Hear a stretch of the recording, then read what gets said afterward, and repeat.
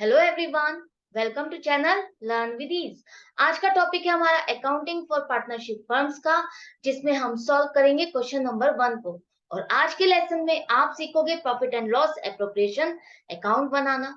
तो इसके फॉर्मेट को और इसमें जो आइटम्स आपको कवर करनी है या नहीं करनी, वो सारा कुछ मैंने डिस्कस किया है पार्ट 1 में, लास्ट वीडियो में। अगर आपने अभी तक नहीं देखा है तो प्लीज गो एंड वॉच, ताकि आपको ये कॉन्सेप्ट अच्छे से समझ में आए और क्लियर रहे। तो ये है आपका चैप्टर नंबर 2 डीके गोयल की बुक से, क्लास 12 अकाउंट्स के लिए।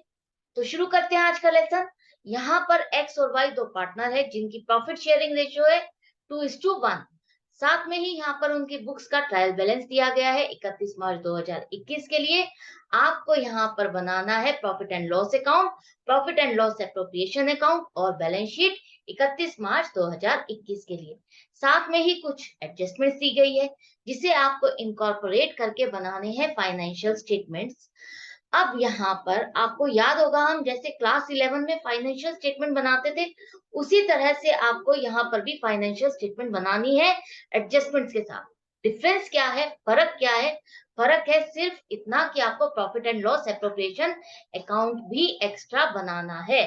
क्यों बनाना है? पहले एक सोल प्रोप्राइटर होता था, एक ही ओनर था, उसी को हम प्रॉफिट या लॉस जो भी होता था उसकी कैपिटल में ऐड करते थे।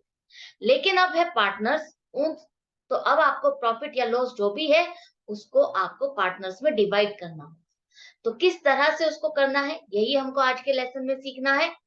आपको जो भी अकाउंट एडजस्टमेंट करनी है, हम क्या करेंगे, उस अकाउंट को पहले से ही मार्क कर लेंगे ताकि वो मिस ना हो, हमारा क्वेश्चन मैसअप ना हो और एक ही बार में करेक्ट हो जाए। तो आपको यहाँ पर दिए गए हैं कि आपको पार्टनर्स की कैपिटल पे इंटरेस्ट चार्ज करना है, तो आप उसको मार्क कर लो। उसके बाद बिल्डिंग पर आपको डेप्रिसिएशन लगाना है, वो भी मार्क कर लो। आउटस्टैंडिंग रेंट है तो आप रेंट अकाउंट को मार्क कर लो। अब यहाँ पर जो अकाउंट्स यहाँ पर थे वो तो आपने मार्क कर लिए, जो यहाँ पर नहीं है उनको आप कैसे याद रखोगे? उनको याद रखने के लिए आप उनकी मार्किंग यहीं पर ही करोगे कि आपको क्लोजिंग स्टॉक भी लिखना है और एक्स को आपको सैलरी भी देनी है 48,000 पर एनम के हिसाब से। तो ये आपकी मिस नहीं होंगी अगर आप उसको मार्क कर लोगे पहले से ही। तो जब आप इसको अकाउंट में लिखोगे तो आपको याद आ जाएगा कि इसके साथ में आपको एडजस्टमेंट भी करनी है, वो साथ के साथ करोगे तो आपकी मिस नहीं होगी और आपका क्वेश्चन करेक्ट हो जाएगा। तो अब करते हैं हम। हमारा फॉर्मेट पहले से तैयार है। हमारे अगर आप मेरे साथ पहले से बने हुए हो, क्लास 11 में भी अगर आपने फाइनेंशियल स्टेटमेंट से क्वेश्चंस मेरे साथ प्रैक्टिस किए हैं तो आपको पता है कि आपको पहले से ही सारे फॉर्मेट तैयार रखने हैं और हम सीक्वेंस से एक एक अकाउंट को उठाएंगे और जिस अकाउंट में उसको लिखा जाना चाहिए हम उसको डायरेक्टली वहीं लिखेंगे उसकी पोजीशन पे। तो यहाँ पर आपके पास है एक्स कैपिटल, मतलब कि एक्स जो पार्टनर है उसकी कैपिटल है, जो कि आपकी लाइबिलिटी साइड पर आएगा 3,20,000 रुपए। जिस तरह हम पहले कैपिटल लिखते थे उस ऑनर की, उसी तरह से अब आप पार्टनर्स की जितने भी पार्टनर्स हैं उनकी कैपिटल को अलग अलग शो करोगे। यहाँ पर ये रेड मार्क है, इसका मतलब आपको इसमें एडजस्टमेंट करनी है। क्या एडजस्टमेंट करनी है? आपको इसके कैपिटल पर इंटरेस्ट चार्ज करना है 5%। 5% इंटरेस्ट कितना हो जाएगा? 3,20,000 पर अगर 10% कैलकुलेट करोगे तो 32,000 बनेगा। और 5% क्या होगा? आधा हो जाएगा, तो 16,000 रुपए इसकी कैपिटल पर इंटरेस्ट होगा पूरे साल के लिए। तो आप इंटरेस्ट अगर कैपिटल पर चार्ज किया जा रहा है तो इसका मतलब है कि आप उसे कैपिटल पर उसको इंटरेस्ट दे रहे हो, ये आपको ऐड करना होगा। तो ऐड इंटरेस्ट ऑन कैपिटल 16,000 रुपए। इसी तरह से y की कैपिटल है तो y की कैपिटल को आप थोड़ा सा गैप दे करके लिखोगे, ताकि जो प्रॉफिट आना है या और भी कोई आइटम है जिसको आपको इसमें ऐड करना है वो आप इसको इजीली कर सको। अब यहाँ पर x की कैपिटल 2,40,000 रुपए है, इस पर भी आपको इंटरेस्ट लगाना है। तो इंटरेस्ट 5% कितना हो जाएगा? इस पर 2,40,000 पर 12,000 रुपए का इंटरेस्ट हो जाएगा। देखो सीधा सा है, 10% 24,000 बनेगा, 5% कितना हो जाएगा? उसका आधा हो जाएगा, तो वो है 12,000 रुपए। आपने यहाँ पर दोनों का इंटरेस्ट लिख तो दिया। अब ये इंटरेस्ट ऑन कैपिटल लिखा कहाँ जाएगा? साथ के साथ उसको वहां पे भी लिखोगे आप। ये आएगा आपका profit and loss appropriation account में। आप लिखो interest on capital X 16,000, Y 12,000 और आउटर कॉलम में 28,000। मैंने आपको लास्ट वीडियो में जैसा कि बताया था कि जब आप पार्टनर्स को इंटरेस्ट ऑन कैपिटल देते हो, सैलरी देते हो या कमीशन देते हो या उसकी ड्राइंग्स पर इंटरेस्ट चार्ज करते हो, वो सारा का सारा आपका profit and loss appropriation account में आएगा। क्योंकि यही माना जाता है कि आपने जो बिजनेस से रिलेटेड खर्चे थे उसे लेस करने के बाद जो प्रॉफिट बच रहा है या लॉस आ रहा है या जो भी है आपके पास प्रॉफिट आ रहा है, प्रॉफिट होगा तभी तो आप उसको इंटरेस्ट ऑन कैपिटल दोगे। उसके अलावा उसके हट के तो उसको इंटरेस्ट ऑन कैपिटल नहीं दे सकते आप या कुछ और उसको इनकम नहीं दे सकते। तो यही माना जाता है जो प्रॉफिट आ रहा है बिजनेस का, वो आप पार्टनर्स में डिवाइड कर रहे हो, चाहे वो किसी भी नाम से उसको दे रहे हो। आप उसको कमीशन के नाम से दे रहे हो उसके काम के लिए, आप उसको सैलरी के नाम से दे रहे हो, उसको कैपिटल लाने पर उसको इंटरेस्ट दे रहे हो, तो वो उसका पार्टनर की एक तरह से पार्ट ऑफ द प्रॉफिट है। तो आप उसको प्रॉफिट को ही डिवाइड कर रहे हो, तो इसलिए हम इंटरेस्ट ऑन कैपिटल कहाँ लिखेंगे? Profit and loss appropriation account में। इसके बाद आपका आ रहा है एक्स का ड्राइंग है और वाई की ड्राइंग है, जिसे हम क्या करेंगे? जैसे आप कैपिटल में से लेस करते हो ड्राइंग्स को, उसी तरह से जिस पार्टनर की ड्राइंग है उसमें से उसको लेस करोगे। तो आप लिखो लेस ड्राइंग्स 40,000, एक्स की ड्राइंग है तो, और वाई की कैपिटल में से लेस करने के लिए लेस ड्राइंग्स 32,000 करोगे। थोड़ा गैप इसलिए छोड़ रहे हैं क्योंकि अभी और भी आपको एडजस्टमेंट्स करनी है, वो आप इजीली यहाँ पर कर सको। जैसे कि प्रॉफिट आपको ऐड करना है और यहाँ पर आपको सैलरी भी दिया गया है, तो वो सब आपको ऐड करना होगा, इसलिए आपको गैप थोड़ा सा रखना होगा ताकि क्वेश्चन आपका बिना कटिंग के बिना मैसअप के नीट एंड क्लीन हो सके। इसके बाद आ रहा है आपके पास ओपनिंग स्टॉक। ओपनिंग स्टॉक आपका कहाँ आता है? ट्रेडिंग अकाउंट में। सबसे ऊपर लिखो डेबिट साइड पर टू ओपनिंग स्टॉक, अमाउंट आ जाएगी 45,200 रुपए। इसके बाद है परचेजेस एंड सेल्स। तो परचेज आपका डेबिट बैलेंस होता है, तो आप लिखो टू परचेजेस, ट्रेडिंग अकाउंट में ही आएगा 8,68,000 रुपए। सेल्स आपकी क्रेडिट बैलेंस होता है, आप लिखोगे क्रेडिट साइड पर बाय सेल्स 12,45,000 रुपए। ये आपके टर्म्स किसकी है? ट्रेडिंग अकाउंट की। इसके बाद है डेटर्स एंड क्रेडिटर्स, ये आपके आएंगे बैलेंस शीट में। तो आप लिखो बैलेंस शीट में डेटर्स को 1,52,000 रुपए एसेट्स में लिखोगे। क्रेडिटर्स कौन होते हैं? जिनको आपको पैसा देना है, लाइबिलिटी है, तो आप क्रेडिटर्स को लिखोगे नीचे यहाँ पर 48,000 रुपए। इसके बाद आपका आ रहा है बिल्डिंग। बिल्डिंग रेड मार्क्ड है, तो आपको अलर्ट हो जाना चाहिए कि आपको इसमें एडजस्टमेंट करनी है। थोड़ा सा गैप छोड़ के करोगे, क्यों? क्योंकि ताकि ऊपर आप करंट एसेट्स को लिख सको। तो बिल्डिंग है आपकी 6,00,000, इनर कॉलम में लिखोगे। जिस भी अकाउंट में आपको एडजस्टमेंट करनी है वो सारे के सारे आप इनर कॉलम में करोगे, क्योंकि जो भी ऐड या लेस करना है यहाँ से करने के बाद ही आप नेट अमाउंट को आउटर कॉलम में लिखोगे। अब यहाँ पर बिल्डिंग में आपको 10% डेप्रिसिएशन लगाना है, तो 6,00,000 का 10% हो जाएगा आपका 60,000 रुपए। पूरे साल का डेप्रिसिएशन लगाओगे। यहाँ पर कोई पर्टिकुलर डेट नहीं लिखी या कुछ मेंशन नहीं किया कि आपको कितने पीरियड के लिए लगाना है, तो आप उस केस में क्या करोगे? पूरे साल का डेप्रिसिएशन लगाओगे, तो पूरे साल का डेप्रिसिएशन हो जाएगा 60,000 रुपए। अब यहाँ पर आपको डेप्रिसिएशन है तो बिल्डिंग के में से लेस करना है।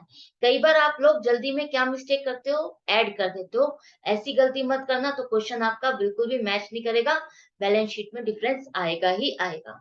तो यहाँ पर डेप्रिसिएशन को लेस करो, अमाउंट आएगी 5,40,000। अब जो ये डेप्रिसिएशन है, ये आपके लिए खर्चा होता है, जिसे हम कहाँ शो करेंगे? प्रॉफिट एंड लॉस अकाउंट में। प्रॉफिट एंड लॉस अकाउंट आपका ट्रेडिंग से नीचे बनता है, तो आप लिखो टू डेप्रिसिएशन, डेबिट साइड पर, खर्चे वाली साइड पर 60,000 रुपए। इसके बाद आपका आ रहा है कैश इन हैंड, ये आपकी एसेट है, करंट एसेट। आप एसेट्स में लिखो 5,900 rupees. Bank overdraft, bank overdraft एक तरह से बैंक से लोन होता है, जहां पर आपका बैलेंस नहीं होता फिर भी आप उसको यूज कर रहे होते हो, वहां से पैसे को विड्रॉ कर रहे होते हो। तो ये आपकी लाइबिलिटी है, क्रेडिट बैलेंस है, जिसे आप करंट लाइबिलिटीज में शो करोगे 27,500 रुपए। सैलरीज टू स्टाफ, ये आपका 74,700, ये क्या है? आपका खर्चा है, जिसे हम प्रॉफिट एंड लॉस अकाउंट में दिखाएंगे 74,700 रुपए। इसके बाद आपका आ रहा है रेंट, मार्क्ड है रेंट, इसका मतलब एडजस्टमेंट करनी है। रेंट आपका प्रॉफिट एंड लॉस अकाउंट में आएगा, खर्चा है 26,400, इनर कॉलम में लिखो। अब इसमें क्या एडजस्टमेंट करनी है? आउटस्टैंडिंग रेंट है 2,400 रुपए। इसका मतलब है कि आपका कुछ खर्चा जो आपने किया है वो आपने पे नहीं किया है। मतलब कि आपने जो रेंट के लिए सर्विसेज तो ले ली, लेकिन उसको पे नहीं किया। इस साल का ही खर्चा है, इस साल को ही आपको देना था और आपने नहीं पे किया, तो आप क्या करोगे? इसको ऐड करोगे, आउटस्टैंडिंग 2400 रुपए, 28,800 रुपए। चाहे आपने वो पे नहीं किया है, लेकिन ये खर्चा आपका इस साल से रिलेटेड है, तो आप इसको ऐड करोगे। अब आपने पे नहीं किया है, तो ये आपकी लायबिलिटी है जिसको आपको पे करना है, तो आप इसे बैलेंस शीट में लायबिलिटीज में शो करोगे 2400। यहाँ पर जितनी भी एडजस्टमेंट्स होती है उसको आपको डबल साइड शो करना होगा। एक बार आपको डेबिट में दिखाना होगा और एक बार क्रेडिट में दिखाना होगा। अगर आपने दोनों साइड पर नहीं दिखाया तो आपका क्वेश्चन मैच नहीं करेगा, रॉन्ग हो जाएगा। ये ध्यान से बिल्कुल साथ के साथ करोगे तो आपका क्वेश्चन बिल्कुल करेक्ट होगा एक ही बार में। अब नेक्स्ट है आपका, यहाँ पर देखो, हमने रेंट कर दिया। एडवर्टाइजिंग एक्सपेंसेस आ रहा है जो कि आपका प्रॉफिट एंड लॉस अकाउंट में आएगा 5,000 रुपए। ट्रेवलिंग एक्सपेंसेस ये भी आपका प्रॉफिट एंड लॉस अकाउंट में आएगा 31,300 रुपए। अब यहाँ पर आपने सारे आइटम्स को कवर कर लिया है ट्रायल बैलेंस से। अब देखते हैं यहाँ जो आइटम्स आपको एडजस्टमेंट करनी है। क्लोजिंग स्टॉक, क्लोजिंग स्टॉक आपका कहाँ कहाँ आता है? एक तो ट्रेडिंग अकाउंट में आप सेल्स के बाद दिखाओगे बाय क्लोजिंग स्टॉक 64,000 रुपए। ये हो गया आपका क्रेडिट वाली एडजस्टमेंट आपकी क्लोजिंग स्टॉक की।